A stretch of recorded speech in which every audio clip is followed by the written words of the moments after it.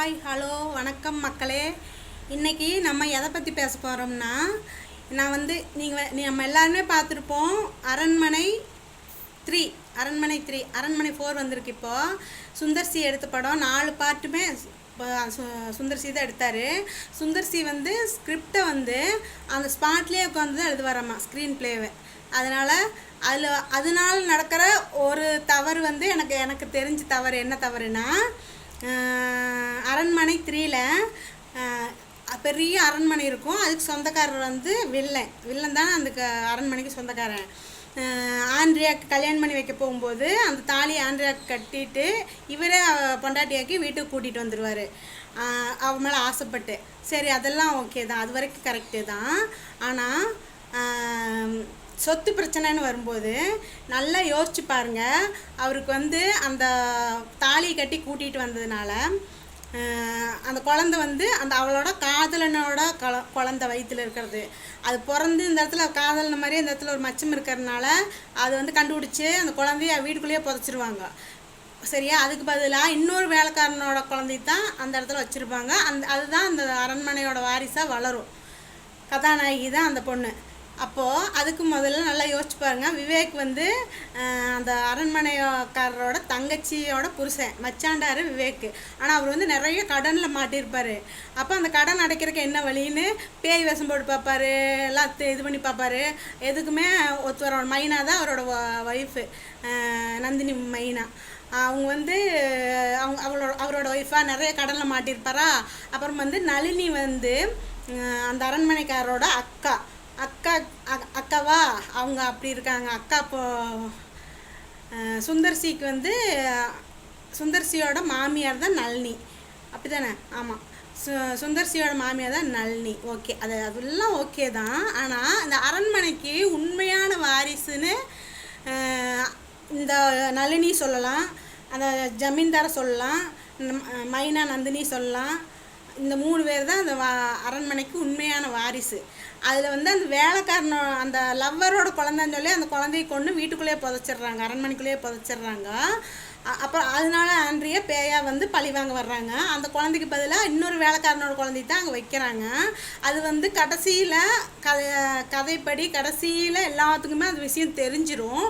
ஆனால் கடைசியில் எல்லோரும் டைனிங் டேபிளில் கிளைமேக்ஸில் எல்லாருக்கும் டைனிங் டேபிள் உட்காந்து சாப்பிட்டு இருக்கும்போது எல்லாத்துக்கும் சரி பாதியாக சொத்தை பிரித்து அவங்கவுங்களுக்கு கொடுத்துட்டேன் அப்படின்னு சொல்லி கதாநாயகின்னு சொல்கிற மாதிரி சீன் வச்சுருப்பாரு. ஆனால் அந்த படத்தில் கதாநாயகிக்கு அந்த சொத்தில் பங்கு கிடையாது. ஏன்னா கதாநாயகி வாரிசே கிடையாது. அதே மாதிரி இவர் ஆரியா வந்து அந்த வீட்டுக்கு ஒயரிங் வேலை பண்ண வந்தவராக இருக்கும்.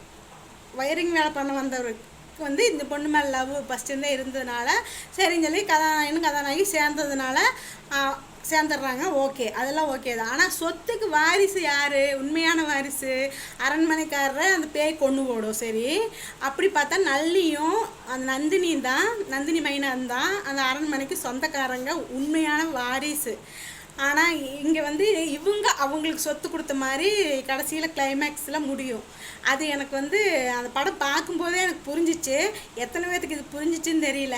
ஆனால் நான் புரிஞ்சவங்கெல்லாம் அது எப்படி ரியாக்ட் பண்ணீங்கன்னு தெரியல. மனசுக்குள்ளே நினச்சிருப்பீங்க, கண்டிப்பாக தெரிஞ்சவங்களாம் கண்டிப்பாக மனசுக்குள்ளே நினச்சிருப்பீங்க. அப்படி அந்த சொத்துக்கு வாரிசே இல்லாத இப்படி வச்சுருக்கலாம். என்னோட கற்பனைப்படி இவர் வந்து ஸ்க்ரீன் பிளே அங்கேயே உட்காந்து எழுதுறதுனால தான் அந்த சின்ன சின்ன நான்சிங்கு வருது. என்னோடய கற்பனைப்படி என்னோட கதை நான் அதில் வச்சுருந்தேன்னா அந்த இடத்துல அந்த கேரக்டருக்கு நான் யாரை கொடுத்துருக்கேன்னா நளினி இருப்பாங்க. நளினிக்கு ஒரு பையன், அந்த பையன் தான் ஆரியா. அப்படி வச்சுருந்தா இந்த வேலைக்காரனோட குழந்தைய தானே மாற்றி வச்சாங்க கதாநாயகியை. அப்படி மாற்றி வச்சுருந்தாலும் அவங்க 2 பேரும் கல்யாணம் பண்ணால் உண்மையான வாரிசு ஆரியா வந்திருக்கும். ஆரியா வந்து அவங்களுக்கெல்லாம் பிரித்து கொடுக்குற மாதிரி இருந்திருந்தா நியாயம், அதுதான் தர்மமும் கூட. ஆனால் வீட்டுக்கு வயரிங் வேலை பண்ண வந்த ஆரியா வந்து கதாநாயகி கல்யாணம் பண்ணதுனால சொத்துக்கு வாரிசு ஆகிட்டாரம்மா. அந்த பொண்ணு அந்த சொத்துக்கு வாரிசு கிடையாது. இவங்க எப்படி நளினிக்கும் மைனா நந்தினிக்கும் பிரித்து கொடுக்க முடியும்? இது வந்து இந்த கதையில் இருக்கிற தப்பு தானே, இது ஸ்க்ரீன் பிளேயில் இருக்க தப்பு. இது நான் கண்டுபிடிச்சிருக்கேன்.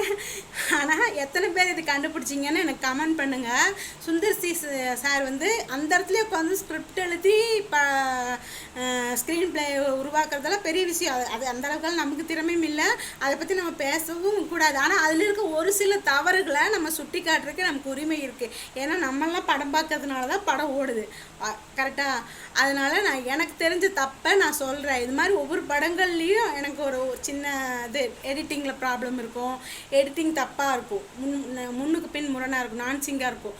இந்த சீனுக்கு அப்புறம் அந்த சீன் வராது, அந்த சீன் வந்ததுக்கப்புறம் இந்த சீன் வரும். அது வந்து அண்ணாமலை படத்துலையும் கூட அந்த மாதிரி ஒரு தப்பு இருக்குது. அது எத்தனை பேர் கவனிச்சிருக்கீங்கன்னு தெரியாது. அந்த மாதிரி அப்புறம் இதில் ஆனால் வந்து இதில் பாட்ஷா படத்தில் வந்து மார்க் ஆண்டனியோட குழந்தை தான் நக்மா அப்படின்னு சொல்லி சும்மா ஒரு வதந்தி கிளப்பி விடுறாங்க. ஆனால் அது படத்தில் அப்படி காட்டியிருக்க மாட்டாங்க. மார்க் ஆண்டனியோட குழந்தை தான் நக்மாங்கிற மாதிரி காட்டியிருக்க மாட்டாங்க. அந்த குழந்தைய வந்து அந்த நக்மாவோட அப்பா வந்து சேவ் பண்ணுவார், ஓகே. ஆனால் அந்த நக்மா தான் அந்த குழந்தைன்னு சொல்லியிருக்க மாட்டாங்க எந்த இடத்துலையுமே. அதனால வந்து எல்லோரும் சொல்லுவாங்க, அது வந்து நக்மோட குழந்தை 4 வருஷத்தில் எப்படி அப்படி குமரி பிள்ளை ஆக முடியும், அந்த சின்ன குழந்தை எப்படி 4 வருஷம் கேப்பில் தான் ஃப்ளாஷ்பேக்கும் இதுவும் காட்டுவாங்க, அப்போ 4 வருஷத்தில் எப்படி அது ஆக முடியும் அப்படின்னு சொல்லுவாங்க.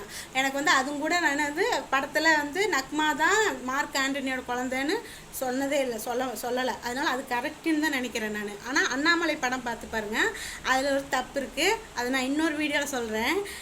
இப்போ வந்து சுந்தர்சியோட அரண்மனை 3ல் இருந்த ப்ராப்ளத்தை மட்டும்தான் நான் கண்டுபிடிச்சி சொல்லியிருக்கேன். கரெக்டாக இருந்தால் கமெண்ட் பண்ணுங்கள், எனக்கு ஆதரவு கொடுங்க, என்னோடய சேனலை பாருங்கள். எல்லாத்துக்கும் நன்றி.